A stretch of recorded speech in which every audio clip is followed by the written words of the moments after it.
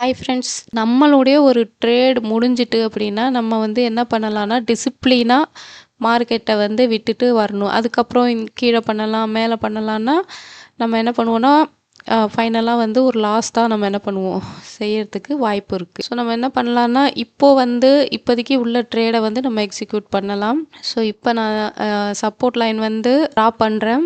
ஏன் இந்த இடத்துல நான் வரைகிறேன் அப்படின்னா, ஸோ இங்கே பார்த்தீங்கன்னா தெரியும், இந்த இடத்துல வந்து ஒரு லோ இருக்குது. நேற்று மார்க்கெட் வரும்பொழுது இந்த இடத்துல வந்து சப்போர்ட் எடுத்திருக்காங்க. அகெயின் வந்து இந்த இடத்துல வந்து சப்போர்ட் எடுத்திருக்காங்க. சப்போர்ட்லாம் வரைஞ்சிட்டு நம்ம டேட்டாவை ரெஃபர் பண்ணிவிட்டு என்ட்ரி அப்படிங்கிறது எடுக்கலாம். இது வந்து ஃபுல் அண்ட் ஃபுல் வந்து ஒரு எஜுகேஷ்னல் பர்பஸ்க்காக தான். ஓகேங்களா? நம்ம டிசிப்ளினாக ஒரு ட்ரேட் பண்ணுறோம். ஸோ அதை எப்படி வந்து ட்ரேட் பிளான் பண்ணுறோம், எப்படி பொறுமையாக இருந்து என்ட்ரி எடுக்கிறோம் அப்படிங்கிறது.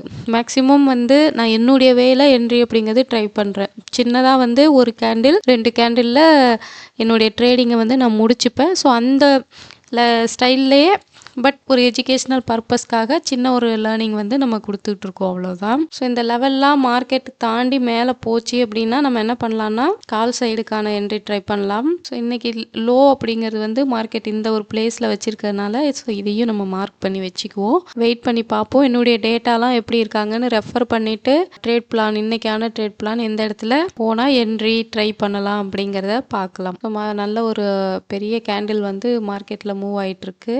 பார்த்த உடனே அர்ஜென்ட் பட்டு என்ட்ரி எடுத்துடக்கூடாது. இந்த இடத்துல போனால் என்ட்ரி அப்படின்னு சடனாக எடுக்கக்கூடாது. மார்க்கெட் திருப்பியும் இங்கே வரும். அப்படியே இல்லைனாலும் நம்ம இந்த ஒரு லெவலை கட் பண்ணி மேலே போச்சுன்னா கால் ஆப்ஷன் எடுக்கலாம். வெயிட் பண்ணி பார்ப்போம்.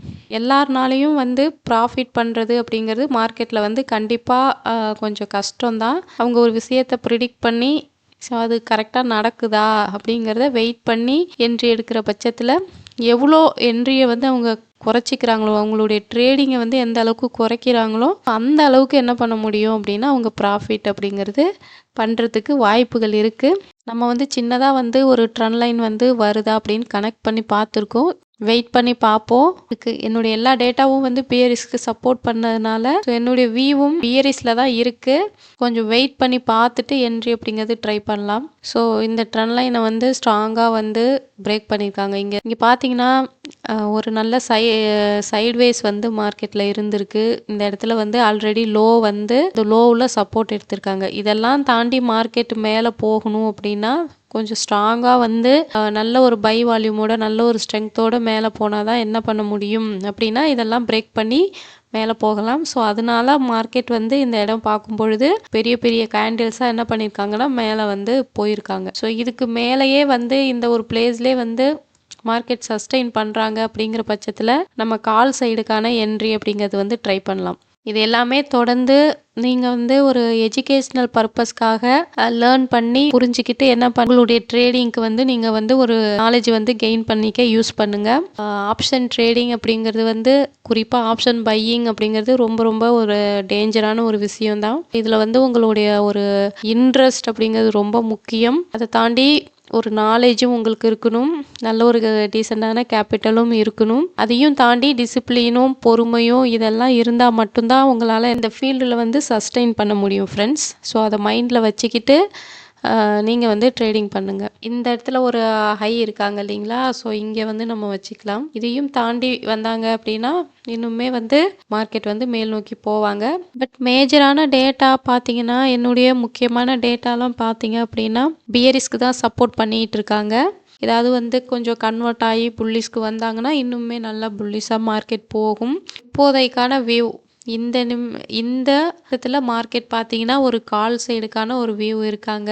ஃபஸ்ட்டு வந்து இந்த ஒரு லெவல் வந்து வரைக்கும் வருவாங்க. அதுக்கப்புறம் இதையும் பிரேக் பண்ணி மேலே போனாங்க அப்படின்னா மார்க்கெட் வந்து இன்றைக்கி இந்த லெவல் வரைக்கும் வரணும். ஸோ பார்த்துட்டு என்ட்ரி அப்படிங்கிறது ட்ரை பண்ணலாம். இந்த ஒரு லெவலை கட் பண்ணும் பொழுது நம்ம கால் சைடுக்கான என்ட்ரி அப்படிங்கிறது ட்ரை பண்ணுவோம். அப்படி இல்லைன்னா இந்த சப்போர்ட்டை பிரேக் பண்ணுறாங்களாங்கிறத பார்க்கலாம். நான் வந்து என்னுடைய என்ட்ரி அப்படிங்கிறது கால் சைடுக்கான என்ட்ரி அப்படிங்கிறத வந்து இல்லை கொடுக்குறேன். இப்போது கால் சைடுக்கான என்ட்ரி கொடுத்ததுக்கப்புறம் மார்க்கெட் வந்து மேல் நோக்கி போகிறாங்க. இந்த ஒரு லெவல் வரைக்கும் வருவாங்க. மார்க்கெட் பார்த்திங்கன்னா நம்ம எடுத்ததுலேருந்து ஒரு 7 பாயிண்ட்ஸ் கிட்ட மேலே ப்ராஃபிட் போயிருக்காங்க. பட் இன்னும் இந்த ஹையை வந்து அவங்க கட் பண்ண முடியல.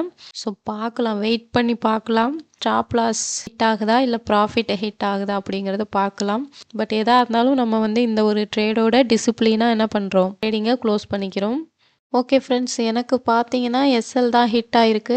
ஆக்சுவலா வந்து நான் காஸ்ட் டூ காஸ்ட்லேயே சேஞ்ச் பண்ணதுனால, எனக்கு இம்மீடியட்டா எஸ்எல் ஹிட் ஆயிடுச்சு. ஸோ புல்லீஸ்க்கான என்ட்ரி அப்படிங்கிறது வந்து, இதுக்கு மேல போனா தான் நம்ம எடுக்க முடியும்.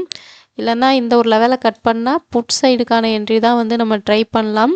ஸோ நான் வந்து வேற எந்த ஒரு என்ட்ரியும் ட்ரை பண்ணல. ஏன்னா டிசிப்ளினா ஒரு ட்ரேட் எடுக்கலாம்ங்கிறனால, ஸோ எந்த ஆப்பர்ச்சுனிட்டியும் நான் எக்ஸ்பெக்ட் பண்ணாத க்ளோஸ் பண்ணிக்கிறேன். Thank you friends.